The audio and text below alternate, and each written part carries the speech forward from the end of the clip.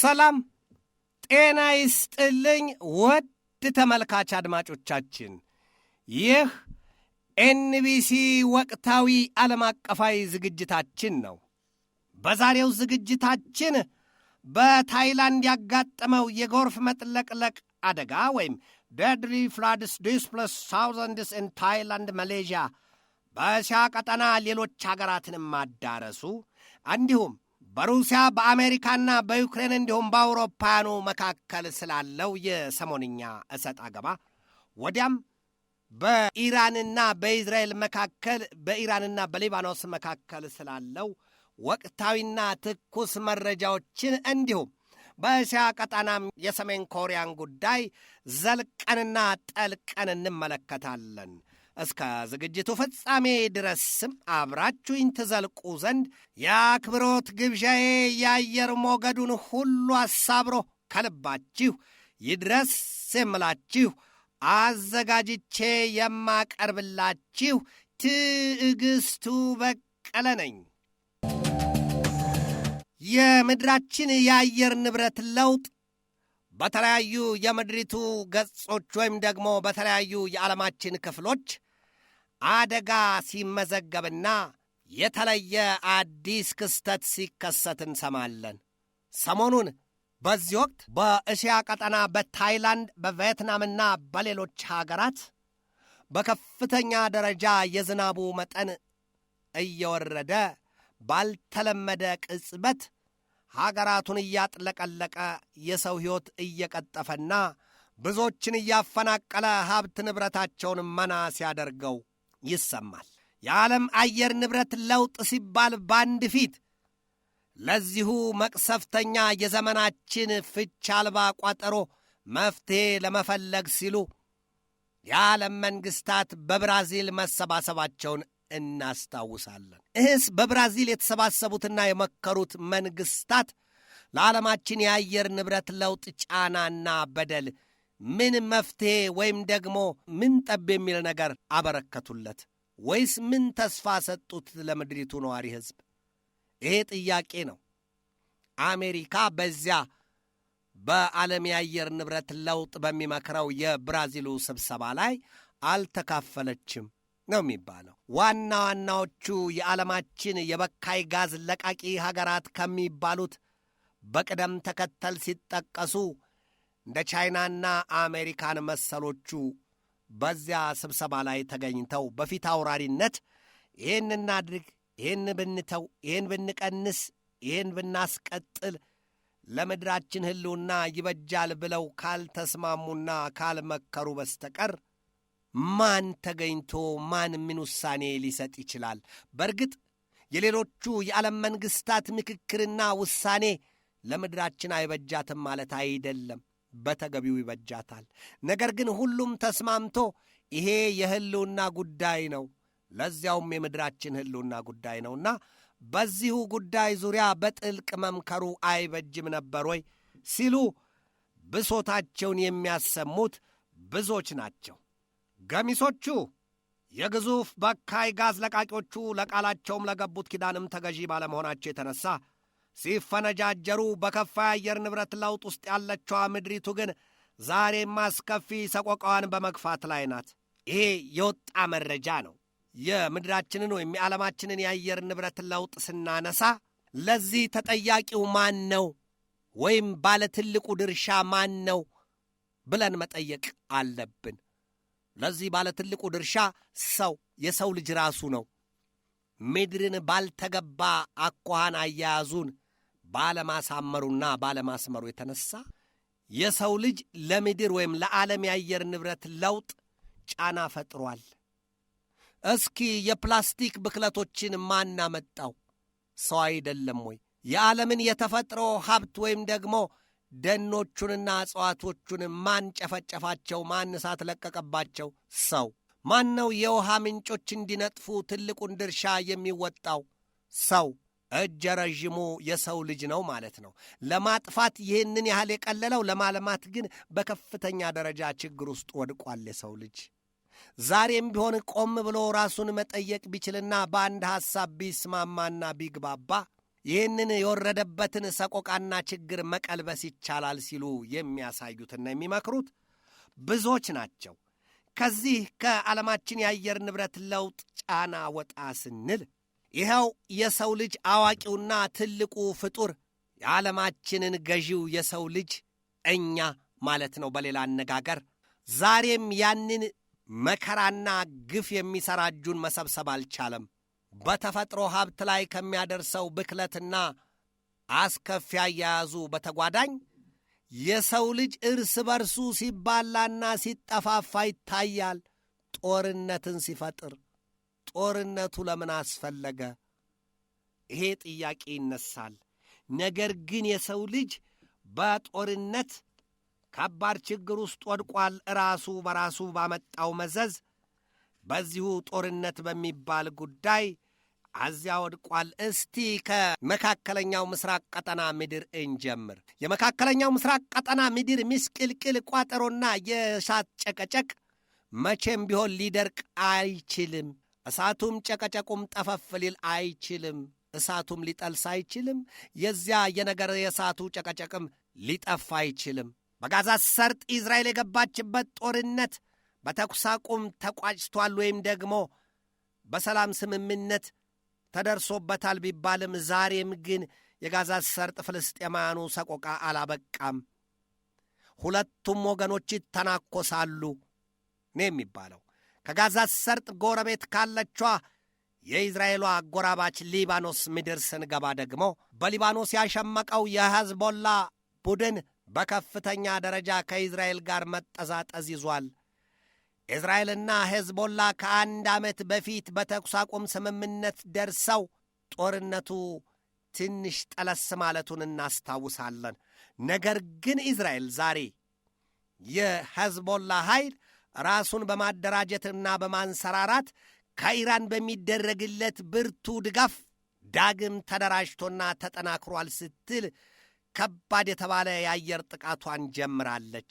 በዚያ የአየር ጥቃቷም ኢዝራኤል የሕዝቦላውን ሁለተኛ ሰው ወይም ደግሞ ከፍተኛውን የጦር አዛዥ ሃይታም አሊ ታባታባይን ገድላቸዋለች እሁድ ዕለት። በዚያ የአሊ ታባታባይ የቀብር ሥነ ሥርዓት ላይ ለመገኘት ከወጡት በብዙ ሺህ ከሚቆጠሩት ሊባኖሳውያንና የሊባኖስ ወዳጆች ወይም የሕዝቦላ አጋር አባሮች መካከል ደግሞ ብዙዎቹ ምንድን ያሉት? ትጥቃችንን አንፈታም፣ እርም ያርግብን፣ እነሱም የእናታቸውን ጡት ይሁንባቸው ኢዝራኤልና አሜሪካ ይሏቸው ሀገራት። ትጥቅ አንፈታም፣ ኢዝራኤል ወዮላት፣ የእጇን ትቀበላለች፣ ሕዝቦላ ዝም ብሎ አይተኛም ሲሉ ዛቻና ፉከራቸውን አሰምተዋል። ኢዝራኤልም የጦር ኃይሏን በከፍተኛ ተጠንቀቅ ማቆሟን የተሰማው ምክንያቱም ሕዝቦላ በከፍተኛ ደረጃ የተጠናከረና ግዙፍ ኃይል ያለው ታጣቂ ቡድን ነው።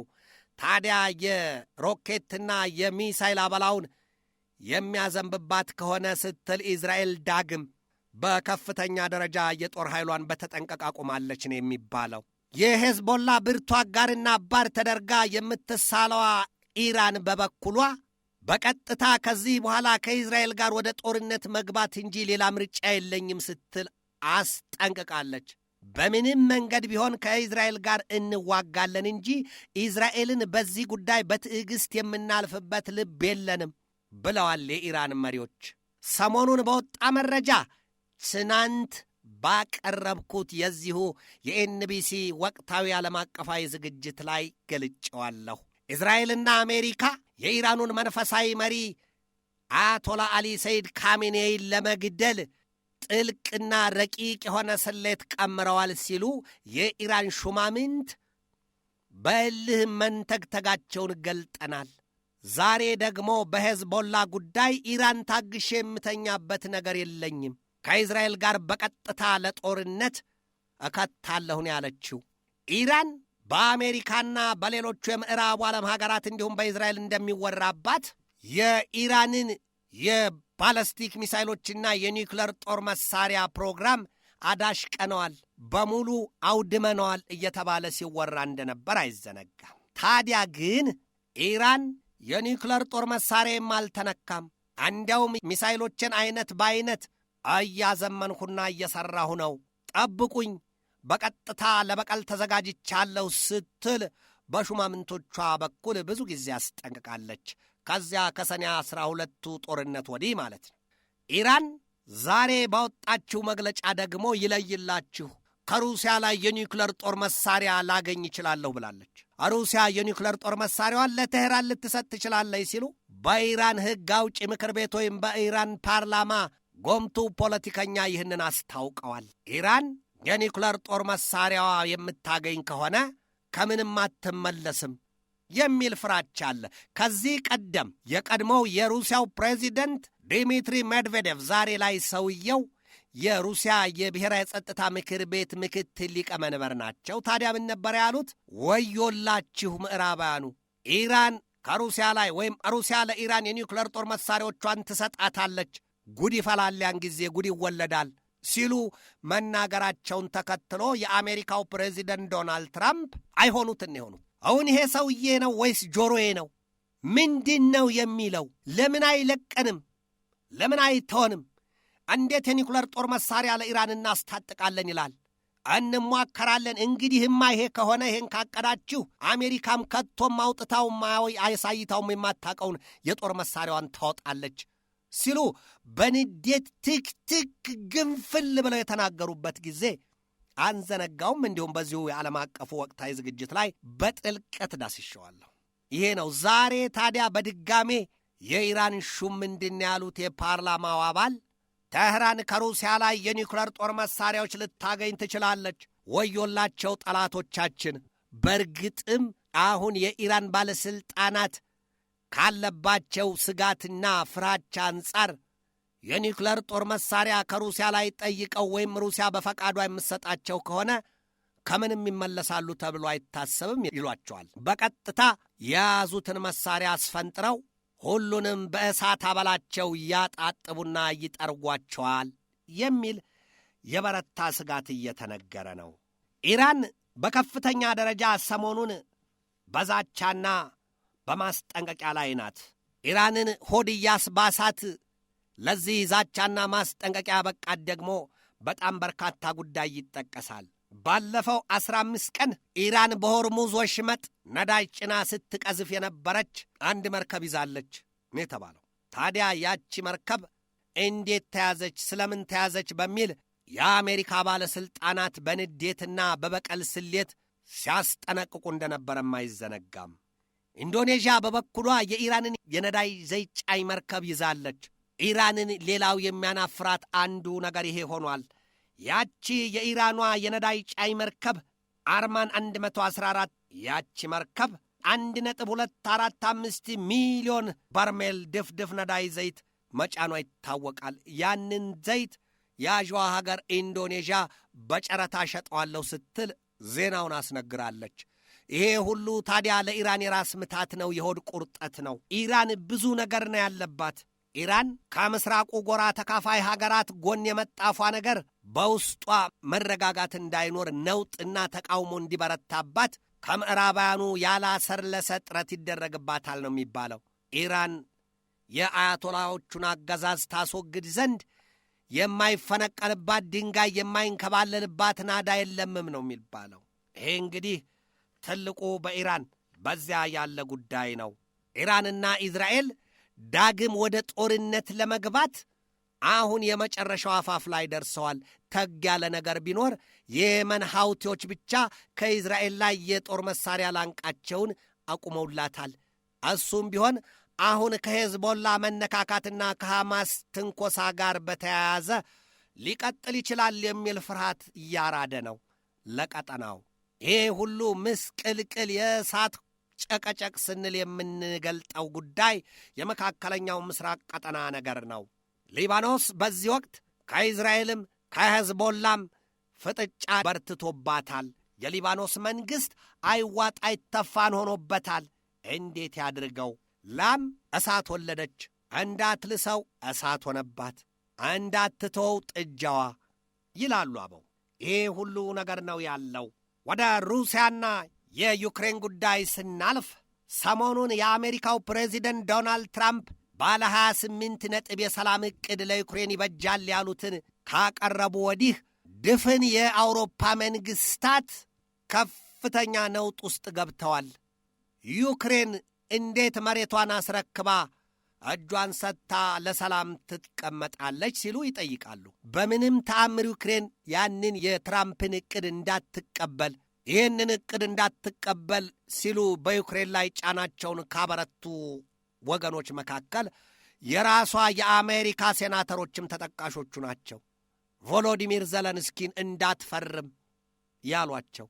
ዩክሬን በዚያ በትራምፕ የሰላም ስሌት መሠረት ዕቅዱን ከተቀበለች ሉሃንስክ፣ ዶኔስክ፣ ዛፖሪዚያ፣ ኬርሶን፣ ዶንባስ፣ የክራይሚያ ወደብ እነዚህ በሙሉ ለሩሲያ ይሰጣሉ።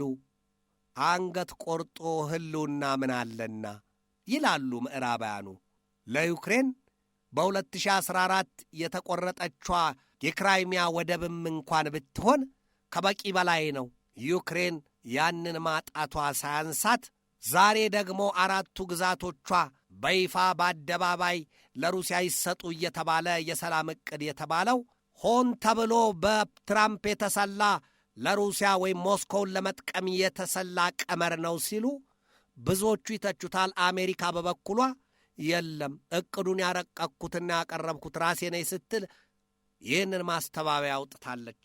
የሩሲያው ፕሬዚደንት ቭላዲሚሮቪች ፑቲን በበኩላቸው አውሮፓውያኑ ትራምፕ ባቀረቡት የቀደመው የባለ 28 ነጥቡ የሰላም ዕቅድ ላይ ማሻሻያ አድርገዋልና አንቀበለውም፣ ፉርሽ ነው ሲሉ መግለጫ ሰጥተዋል። ይሄ ሁሉ ውዝግብ በዚያ በምስራቅ አውሮፓ ቀጠና አልዋጥ አልተፋ ያለውን የሩሲያና ዩክሬንን ጦርነት የባሰ አዘቅት ውስጥ ሊከተው ይችላል። ዩክሬን በዚያው አጋጣሚ ጦርነቷን አላቆመችም። ሩሲያም ብትሆን ዩክሬንን እየተገተገቻት ነው። ይሄ ሁሉ በቀጠለበት አጋጣሚ ታዲያ በትራምፕ የቀረበው የባለ 28 ነጥብ የሰላም ዕቅድ በማን ተቀባይነት ሊያገኝ በማንስ ውድቅ ሊሆን?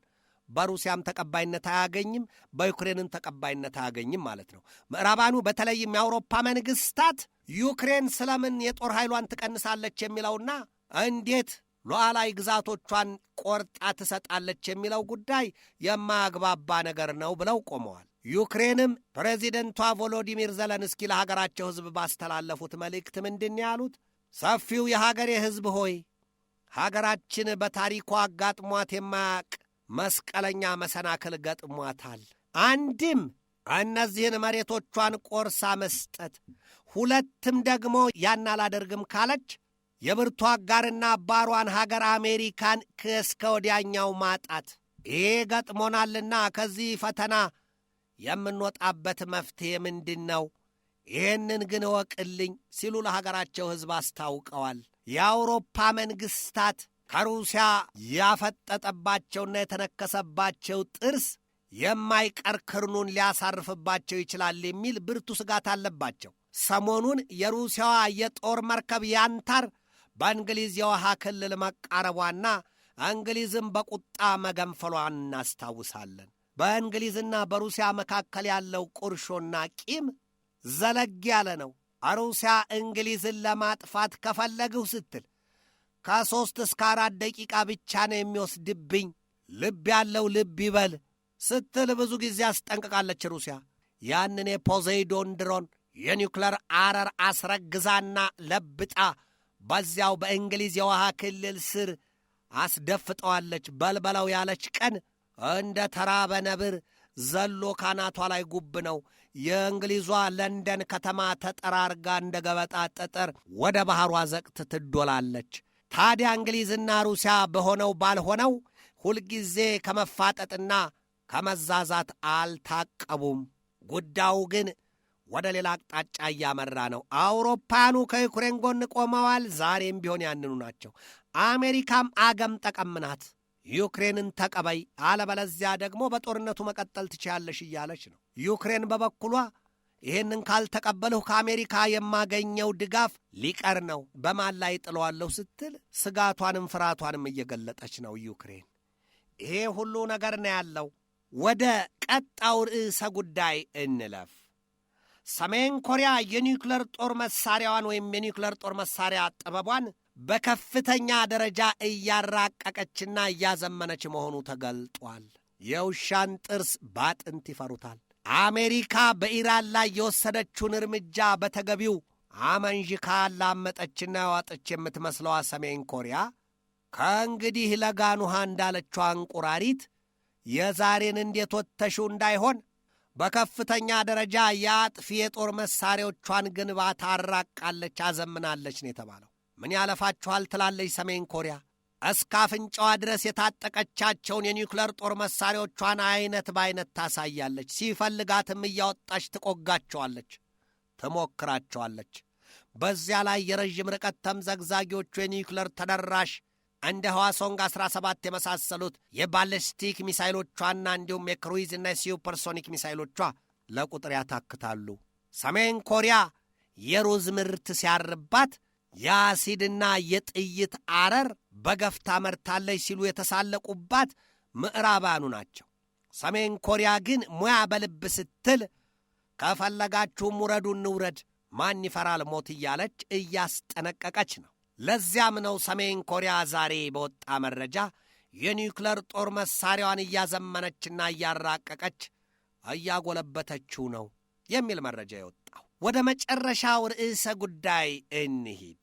አሜሪካ በብዙዎች ዘንድ ሐሜት ውስጥ የምትገባው ወይም ከሰዎቹ ጥርስ የምትወድቀው በኃይል መጣሁትልና በኃይል ቆሞ የሚጠብቃትን ካየች እጥፍጥፍ ብላ ወደ ልምምጥ ትገባለች ወይም ደግሞ ወደ ስርቻ ትወርዳለች ይሏታል። ለዚህ እንደ ማሳያ በዚያ በደቡብ ኮሪያ ቡሳን በተካሄደው የአፔክስ ስብሰባ ላይ ከቻይናው ፕሬዚደንት ሺጂንፒንግ ጋር ፕሬዚደንቷ ዶናልድ ጄ ትራምፕ ሲገናኙ ትራምፕ ሺጂንፒንግን በትከሻቸውም እየገፉ የቅርብና ብርቱ ወዳጅነት ስሜት ለዓለም ለመግለጥ ይመስል ሲያናግሯቸውና የሌላቸውን ሳቅ እያሳዩአቸው አብረው ቆመው ታይተዋል፣ ተቀምጠውም ሲወያዩ።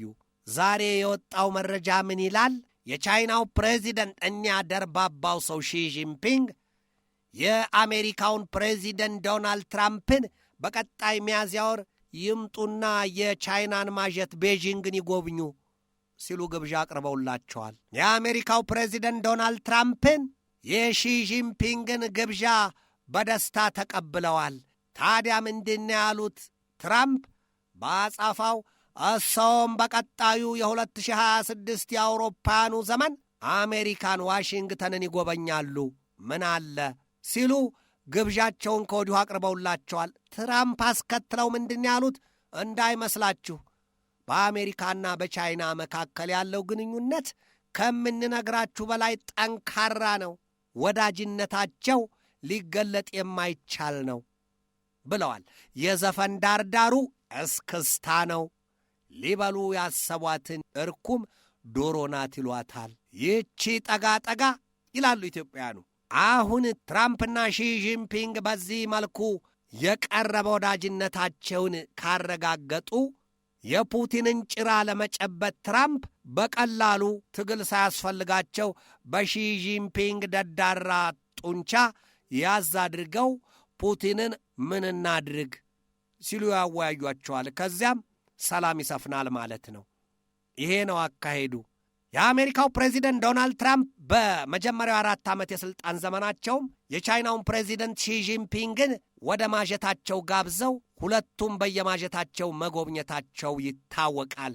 ታዲያ ከዚያው ከቅርብ ጊዜ በኋላ ደግሞ የንግድ ጦርነት ማወጃቸውና በዚያ ጦርነት በቀረጥ አጻፋ ሲደባደቡ እንደነበር አንዘነጋውም። ጉዳዩ ከዚያም አለፈና መዘዝ እያማዘዘ ሲመጣ በሆንግ ኮንግ ጉዳይ፣ በዩይገር አናሳዎቹ ማኅበረሰብ ጉዳይ፣ በታይዋን ደሴት ጉዳይ፣ በደቡብ ቻይና ባህር ጉዳይ፣ የመጨረሻው ደግሞ በኮሮና ቫይረስ የምንጩ ጉዳይ ሁለቱ ሀገራት የወረደ የተባለ የውርደት ቃል ተነጋግረዋል። ያንንም ዜና በዓለም አቀፉ ትንታኔ ብዙ ጊዜ አይቼዋለሁ። ስለዚህ ይሄ ሁሉ ነገር ቀረና አሁንም ደግሞ ትራምፕ በሁለተኛው ዙር የዋይት ሃውስ የሥልጣን ዘመናቸው የቻይናውን ፕሬዚደንት ሺጂንፒንግን ወደ ሀገራቸው ሊጋብዟቸው።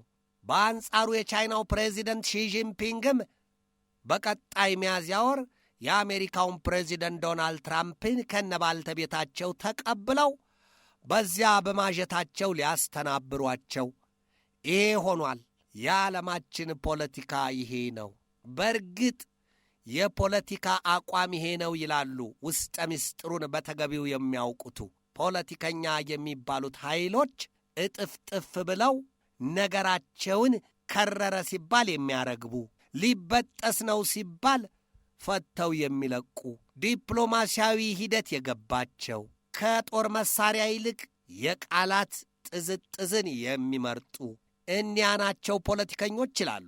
ከመጠምጠም ማወቅ ይቅደም ይላሉ ኢትዮጵያኑ። ወደ ኤንቢሲ ተመልካች አድማጮቻችን የዛሬን በዚህ ተሰናበትኳችሁ።